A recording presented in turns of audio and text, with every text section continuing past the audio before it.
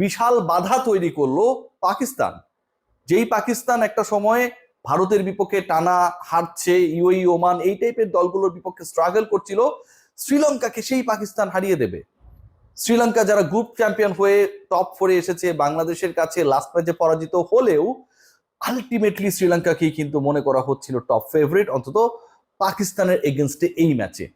যেই পাকিস্তানে big names নেই, যেই পাকিস্তানে রিজওয়ান নেই, যেই পাকিস্তানে বাবর আজম নেই, যেই পাকিস্তানে bowling department, batting department, even ফিল্ডাররা স্ট্রাগল করছেন প্রত্যেকটা দিন, সেই দলটা শ্রীলঙ্কাকে, গ্রুপ পর্বের আনবিটেন শ্রীলঙ্কাকে টানা দ্বিতীয় পরাজয়ের স্বাদ দিল ফলোইং বাংলাদেশ। মানে বাংলাদেশের বিপক্ষে তারা প্রথম ম্যাচটা হেরেছিল এবং এমন একটা সিচুয়েশন ক্রিয়েট হয়েছে, শ্রীলঙ্কার এশিয়া কাপ মিশন, ফাইনালে যাবার স্বপ্ন মোটামুটি শেষ। What about Bangladesh?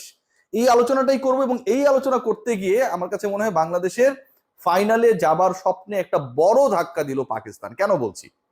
পাকিস্তান এই মুহূর্তে, আমি যদি খেয়াল করেন, আমি আপনাদেরকে একদমই ক্যালকুলেশনটা বলতে চাই, they are in the table after India. India টপে রয়েছে, এটা নিয়ে কোনো আলোচনার কিছুই নেই। They have played a single match against Pakistan এবং সেটাই তারা জিতেছে।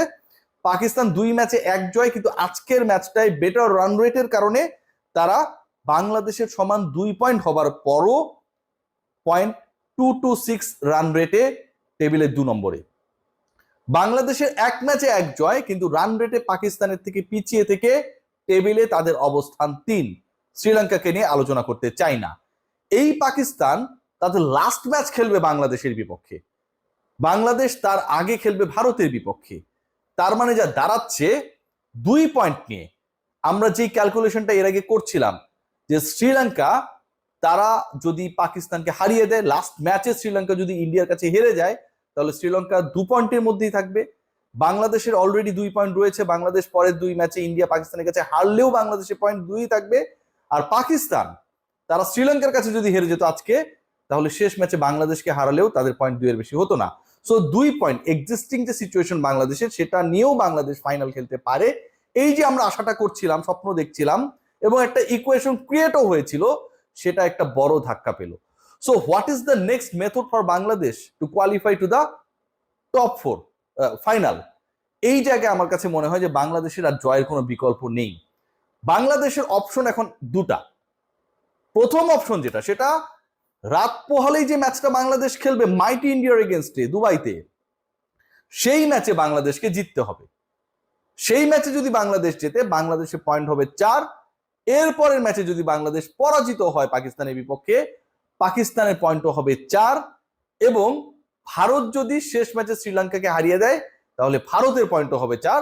সো বাংলাদেশ বেটার রান রেটে ফাইনালে যাবার একটা স্বপ্ন দেখতেও পারে যদি আগামীকালের ম্যাচে ভারতকে হারাতে পারে। এটা হচ্ছে 1 নাম্বার বিকল্প। 2 নাম্বার বিকল্প যেটা, যেভাবে বাংলাদেশ এখন ফাইনালে যেতে পারে, মানে বাংলাদেশকে জিততেই হবে, জয়ের কোনো বিকল্প নেই। এক্সিস্টিং সিচুয়েশনে বাংলাদেশের 2 পয়েন্ট এবং একই সাথে পাকিস্তানেরও 2 পয়েন্ট। 2 দলই তাদের শেষ ম্যাচে পরস্পরের মুখোমুখি হবে 25 সেপ্টেম্বর। 2 পয়েন্টওয়ালা বাংলাদেশ এবং 2 পয়েন্টওয়ালা পাকিস্তান যদি মুখোমুখি হয়, বা মুখোমুখি তো হবেই যদি কোনো প্রসঙ্গ নেই, তাহলে কোনো একটা দল, জয়ী দল স্পেসিফিক্যালি, তার পয়েন্ট হবে 4। যেই দল পরাজিত হবে সে তো 2-এই পড়ে থাকবে, মানে তার কোনো অপশন নেই। বাংলাদেশ এবং পাকিস্তান ম্যাচে ডেফিনেটলি রেজাল্ট হবে, বৃষ্টির কোনো ধরনের সম্ভাবনা নেই। সেই রেজাল্টে জয়ী দল, অর্থাৎ বাংলাদেশ পাকিস্তান মুখোমুখি লড়াইয়ে যেই দলটা জিতবে, সেই দল যাবে এশিয়া কাপের ফাইনালে। কারণ জয়ী দল যদি বাংলাদেশ হয়, পাকিস্তানের পয়েন্ট 2-এই থাকবে, 4 হওয়ার তো সম্ভাবনা নেই। আবার পাকিস্তান যদি জিতে যায়, বাংলাদেশের পয়েন্ট 2 এর বেশি হবে না, পাকিস্তানের উল্টো হয়ে যাবে 4 পয়েন্ট।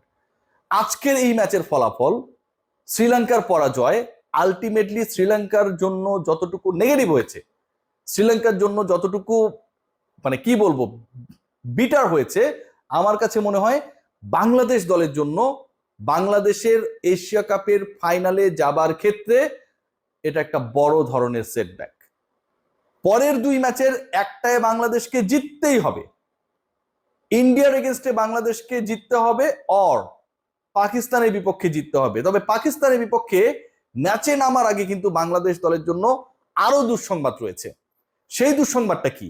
দেখুন, যেই পরিমাণ গরম, আপনারা যখন খেলা দেখছিলেন খেয়াল করবেন যে ক্রিকেটারদের পুরো জার্সি গেমে মনে হচ্ছে শাওয়ার নিয়ে ফেলেছে তারা। সো এইরকম একটা সিচুয়েশনে যখন আপনি ব্যাক টু ব্যাক ম্যাচ খেলবেন, প্রথমত প্রচুর গরম সেখানটায়, দ্বিতীয়ত এই গরমের মধ্যে আপনাকে মানে 16-17 ঘন্টা পরেই নেক্সট ম্যাচে নামতে হবে, এবং আপনি এমন দুটো দলের সাথে খেলছেন যারা হচ্ছে এই ফরম্যাটটার সাবেক এশিয়া কাপ চ্যাম্পিয়ন এবং ওয়ার্ল্ড কাপ চ্যাম্পিয়ন। বাংলাদেশের জন্য পুরো সিচুয়েশনটা আমার কাছে মনে হয় অনেক বেশি টাফ, স্পেশালি বোলিং ডিপার্টমেন্টে যারা থাকবেন তাদের জন্য it's going to be a big challenge সুস্থ থাকা। বাংলাদেশের পুরো সিচুয়েশনটা, বাংলাদেশের পুরো স্বপ্ন আলটিমেটলি গুড়িয়ে দিয়েছে শ্রীলঙ্কার এই পরাজয়। এই অবস্থায় বাংলাদেশকে ইন্ডিয়া অর পাকিস্তানের বিপক্ষে জিততেই হবে, যে কোনো একটা দলের বিপক্ষে জিততেই হবে, এবং এমন একটা সিচুয়েশনে জিততে হবে যেখানটায় আপনি 24 তারিখে আগামীকাল যে ম্যাচটা খেলবেন তার ঠিক 18 ঘন্টা পরে, মানে ওই ম্যাচ শেষ হওয়ার পরের সময়টা যদি আমি কাউন্ট করি, আপনাকে আরো একটা ম্যাচে নামতে হবে। পাকিস্তানের বিপক্ষে যদি আমি ধরে নিই যে বাংলাদেশ পাকিস্তানের বিপক্ষে জিতবে, বা পাকিস্তানের বিপক্ষেই বাংলাদেশের জয় টার্গেট করাটা ইজিয়ার দ্যান ইন্ডিয়া, রাইট? এখন ওই পাকিস্তানের বিপক্ষে যে আপনি ইজিয়ার টার্গেটটা ফুলফিল করবেন, আপনি কি প্রপার প্রিপারেশন নিয়ে একদম ফ্রেশ ওয়েতে ফ্রেশ ক্রিকেটারদের নিয়ে নামতে পারবেন?